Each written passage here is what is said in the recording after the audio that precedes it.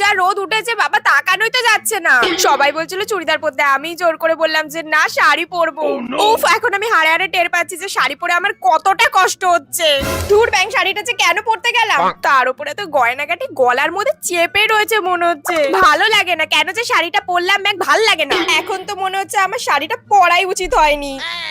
এমনিতে শাড়ি পরেছে, তার উপর নাকি আবার চুল ছেড়ে এসছি, কত ঢং।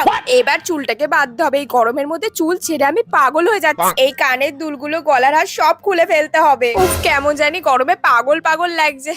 কিচ্ছু পরবো না, ধুর। আংটিটাও খুলে ফেলি, কিচ্ছু ভালো লাগছে না। এখন আমি কতক্ষণে বাড়ি যেতে পারবো সেটাই ভাবছি। আর ঘুরে লাভ নেই বাবা, আমি বাড়ি চলে যাই সেটাই ভালো হবে। এই গরমে আর কোনোদিন আমি শাড়ি পরে বেরাবো না।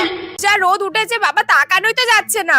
সবাই বলছিল চুড়িদার পরতে, আমি জোর করে বললাম যে না, শাড়ি পরবো। উফ, এখন আমি হাড়ে হাড়ে টের পাচ্ছি যে শাড়ি পরে আমার কতটা কষ্ট হচ্ছে। ধুর ব্যাং, শাড়িটা যে কেন পরতে গেলাম। তার উপরে তো গয়নাগাটি